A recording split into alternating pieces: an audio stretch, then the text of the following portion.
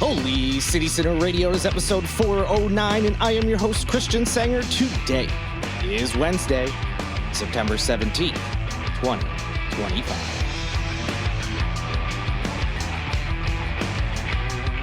Hey there, everyone. I hope you are doing well. Welcome back to the show. Glad to be back with you. Took Monday off. You know, if you heard Friday's episode, you probably understood why. The news was heavy. Social media was a lot. I just didn't have, the strength, I guess, to, or desire to get on the microphone and just talk about stuff. Just wasn't feeling it. So we're back and we've got plenty of news to talk about today. So we'll get into that in just a moment. Of course, the big thing that's going on is cancel culture is alive and well on the MAGA Republican side of the country after denouncing such actions during COVID and protests about the murder of George Floyd. They have fully embraced cancel culture, trying to get people fired from their jobs if they have said anything remotely disrespectful about Charlie Kirk's assassination. So, of course, there's lots of talks about free speech and yada, yada, yada. And as everyone knows, I'm sure, free speech is protected by the government in the sense that they cannot stifle your right to free speech. However, your employer can. So be very careful about what you're posting, not just about this, but anything, especially anything that might be remotely political in the future, regardless of the issue and what side you are on, because both sides are fully embracing cancel culture at this moment. And we've been seeing politicians doing it, as well as just random wackos on the internet who are like compiling databases of people's names and their employer and encouraging people to call their employer. But it's also politicians that are doing it here locally. No one has been more wild with this than, of course, Representative Nancy Mace. She has been going after local universities and school districts. We talked about that, I think, a little on the last podcast. She has been on a rampage trying to get people fired.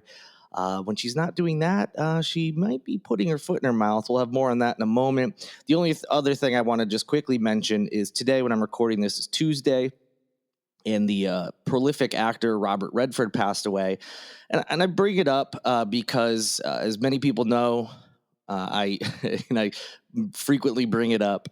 My sign off at the end of every episode is good night and good luck. Edward R. Murrow, that was kind of his catchphrase when he was a newscaster. And I explain my reverence for him as a journalist and the things he did during McCarthyism. And there's a movie and recently a play with George Clooney playing Murrow that was on Broadway and then was broadcast on like CNN, I think, one night. And so it should be no surprise that I also am a big fan of Woodward and Bernstein, Bob Woodward and Carl Bernstein, the two journalists from the Washington Post, who really brought down President Nixon's presidency during the Watergate scandal. And Robert Redford played one of the journalists, forgive me, I forget which, I think it was Woodward, in All the President's Men, which, despite me forgetting who played who there for a moment, is probably my favorite movie. As someone who grew up as a news nerd, journalist nerd, and still am, quite frankly, stories like Murrow's and Woodward and Bernstein just fascinated me. And so I've always been drawn to anything about them and loved that movie the first time I saw it in high school. So was just noting that from a news perspective. Obviously, people know Redford from many, many different films. He's was an amazing actor, but just wanted to highlight that he was in my favorite movie. And a story that I just have always loved for decades now about the Watergate scandal and how two journalists really brought down a presidency. And of course, that feels important nowadays, too, with journalists frequently coming out with stories that can lead to all manner of change in this country. Unfortunately, it seems that not as many people are believing some of the reports. They just refuse to believe what's being said about certain people and politicians, but nonetheless felt important for me to highlight. All right, enough with that. Let's get into the news. All right, we have an update on the South Carolina voter rolls situation. The South Carolina Election Commission can turn over its voter database to the U.S. Department of Justice. This after the state Supreme Court last week tossed a lower court injunction blocking the transfer. This happened last Thursday. In the unanimous ruling, the justices found that the South Carolina Circuit Judge Diane Goodstein, her September 2nd order, they say, quote, falls far short, end quote, of establishing that the South Carolina resident who sued to stop the transfer would suffer, quote, immediate and irreparable damage, end quote, if election officials surrendered the information.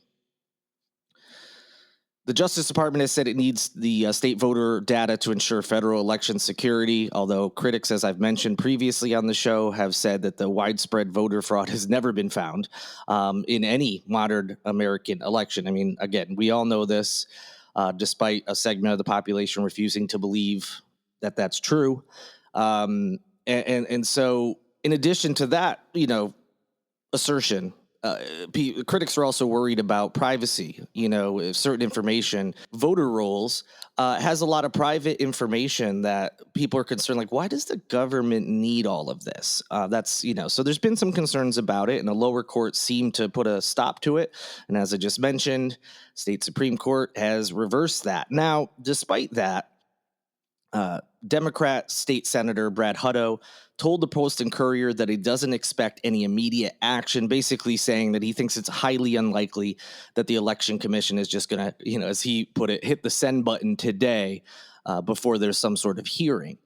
So according to reports, the state Supreme Court will decide whether to take the case or allow it to continue moving through the lower courts on September 21st.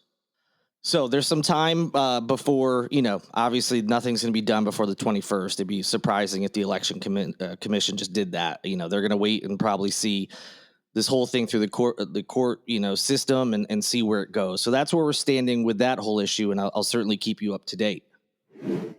Well, when National Nancy isn't trying to get people fired from their jobs for disagreeing with her politically, she is also yelling at people that she works with on the House floor, and is also, of course, going on TV. No joke. She was recently on TV talking about how everyone needs to tone down the rhetoric and that how she has never demeaned or dehumanized any of her colleagues ever, implying that, her colleagues on the left have, which is hilarious because she's been on a one-woman crusade to take down Representative Sarah McBride's right to go to the bathroom where she wants to go to the bathroom. McBride, of course, is trans, and Mace has even said outright, yes, I 100% proposing, I forget if it was a bill or rule or whatever the terminology is, that anybody who any elected representative, they have to use the bathroom, of the gender they were born with.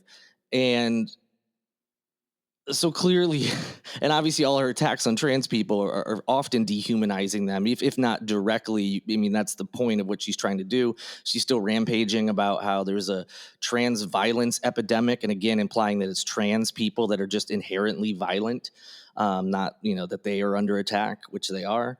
So there's all that. And now in addition to that, she made what many people are considering to be an anti-Semitic comment just the other day. So here's the background. Mace was yelling at Representative Sarah Jacobs, who is a Democrat in California, on the House floor last Wednesday over a comment Jacobs made saying that breast augmentations are gender-affirming care, which Mace later ended up going on social media to offer Jacobs a surgeon for a nose job. We'll get back to that in a moment. So this whole situation happened during a debate on amendments to the annual defense authorization bill. Mace is, as I've said, on this anti-transgender crusade. She has put forth several anti-trans amendments, including one to prevent gender-affirming care under the military's TRICARE health benefits. And so, she had her time on the floor, and then Jacobs, steps up to the mic for her part, and said that she would like to point out that she thought it was interesting that Mace is so obsessed with the issue of trans people, using horrible slurs to talk about them, when many people in this body, she's referring to the House or, the Senate, have received gender-affirming care. And she's not just talking about, say, Sarah McBride, who is openly trans. Jacobs went on to say things like filler, boob jobs, Botox. Those are all forms of gender-affirming care.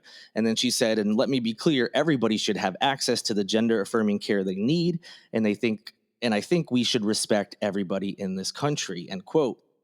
So while she's doing that, Mace, who is no longer recognized to speak, starts yelling. There's clips going around that you can see, and you can kind of hear her yelling out stuff, like this is absurd or you're absurd. It was hard to catch it all, but she's just screeching in the background while Jacobs just calmly continues talking. And then afterwards, well, basically, an important point here is that Mace took exception to what Jacobs was saying because she felt that Jacobs was making comments about Mace's body. Now, although she said at the top of, when she started speaking, she said that she would like to point out that she thinks it's interesting that Mace is so obsessed with the issue of trans people when many people in the House have gender-affirming care. So she wasn't specifically calling out Mace, but Mace felt like she was. In terms of her body, she was obviously calling her out for being so bigoted. And then just pointed out that lots of people get those types of care. It's not just Mace. And so, but she just assumed it was about her, got upset about it, and then went on Twitter and wrote, some nonsense about women's safety and her normal anti-trans crusade stuff. And then how somehow this is an attack on her because she's a survivor of domestic violence, which is another thing she often brings up. And look, I don't know. She said that sometimes survivors change their bodies because of the trauma of sexual violence. That may be true. I don't know. But again, Jacobs never mentioned Mace by name. She just said there's lots of people. So it was not meant to be an attack on anything Mace might have done to her body. The only attack on Mace was that she's a raging bigot. That was it. So at the end of the tweet where she's talking about all that, she says, P.S. I have a good surgeon if you ever want to get your nose done. Now, Jacobs responded, and by the way, what's important to this whole discussion is that Jacobs is Jewish.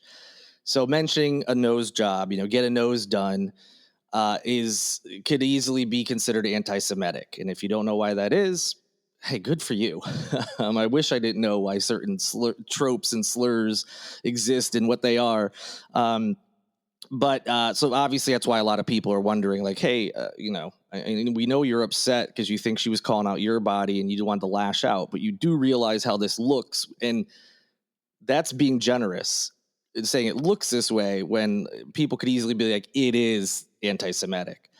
And Jacobs herself even responded on Twitter saying, I didn't say anything about your body, but thanks for confirming, ! And then went on to say, and going with the Jewish nose joke, very creative and also very anti-Semitic, end quote. So even the target of Mace's words thought so. And I'm inclined to believe her. So certainly seemed that way to me. And again, just in contrast to her saying, I've never dehumanized, I've never spoken this way about colleagues, and how the left needs to turn down the rhetoric. And then, here we go. And also, she's still been raging about trans violence on Twitter. So she's not she's not turning down the heat in any way, shape, or form. She's also talking about how people on the left are violent and so on and so forth. But anyway, she might have found herself in hot water with that comment. At least she might have,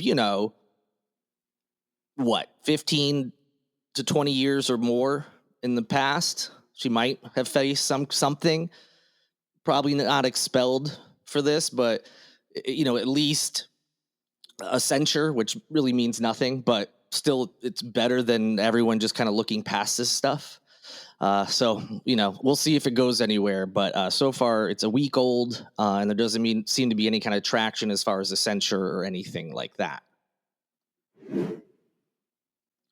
All right, so I apologize for this, but there's no details as of this recording. The news broke, and no local news has been able to get an official comment about why this happened. And what I'm talking about is the fact that a Charleston County Magistrate judge was suspended today, Tuesday, when I'm recording this. And this is according to a newly released document from the Supreme Court of South Carolina. So publicly available, but it doesn't explain in there why exactly he's been suspended. And the he I'm talking about here is James B. Gosnell. He was suspended after reportedly credible information was provided to the court showing that his, quote, continued service could pose a substantial threat of serious harm to the public and the administration of justice, end quote. That's what the document says. Now, what exactly is causing them to believe that. They didn't say. So we'll see if we ever get any more information. Like I said, this just came out just a little bit before I was recording, and I've not been able to find out like what exactly it is that led to this suspension, but we'll keep an eye on it. Quick little update here. State health officials reported last Monday, that a third case of the measles has been found in South Carolina this year. According to the South Carolina Department of Public Health, a case of measles was confirmed in an upstate resident, which is actually not just the third case this year, but the third case since July. And health officials said the individual was unvaccinated, no surprise there, and did not have immunity from a previous measles infection. The agency went on to explain that the patient did not have a specific known exposure to someone with measles, but they did have a recent international trip to a country that has an ongoing measles outbreak. And when they were traveling, they'd shown no signs of the measles or being contagious. And now that they're back, they're showing it. So the belief is that that's where it may have occurred.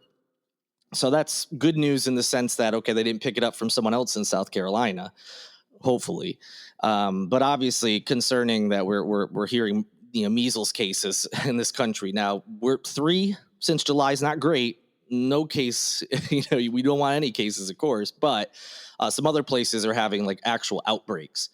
So thankfully we're not at that level, but just something to just keep an eye on, just keep it out there, and we'll see if anything raises. The good news is the person, once they were diagnosed with measles, they're quarantining, and so they're not out in the world and things. So hopefully we won't see any, major uptick in cases in the upstate or anywhere else.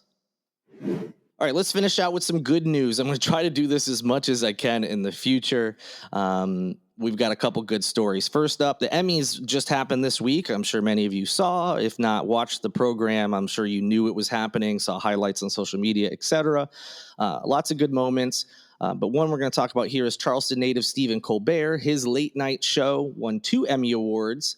And this is despite, of course, being canceled recently by CBS, which, by the way, CBS was the channel that was hosting the awards this year, or broadcasting the awards this year. Before he won, the show won, the Emmy for the entire show. The other Emmy they won was earlier. It was about, I think it was like outstanding directing for a variety series.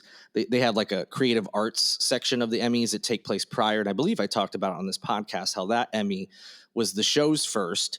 And now the big win this week is, so they now have their 2 first ever wins going into the last year of the show, which is pretty impressive. Colbert has had many Emmys and many other awards, but the show itself hadn't won any until this year. Colbert came out before the show won the big award, to introduce a separate award. And he, got some laughs from the audience. He also got a standing ovation and was loudly cheered both times he was on the stage, especially after winning. The show won the award. But during that first part, when he was out there, he had an old headshot of himself from years and years ago saying, while I have your attention, is anyone hiring? And got a lot of laughs from that because, of course, the show being canceled.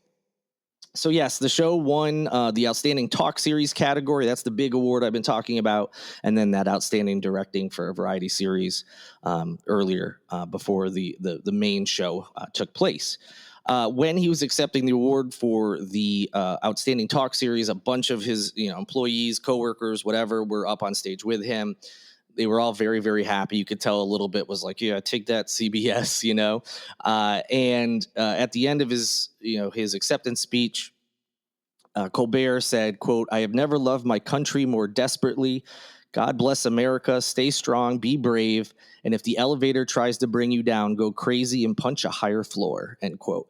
So it was, people wondered if you'd say anything about the cancellation. He made that one little joke I mentioned. They also wondered if he'd say anything about politics, given everything that's been going on. And that was the closest he came to it. But I think that was probably the appropriate, instead of saying something overtly political, just saying that, hey, despite the fact that things seem very bad, especially if you're a fan of democracy, if you're liberal, if you lean to the left, although things may seem bad, you can still love this country and want the best for it. And that's what I took out of it. And congrats to him and his show.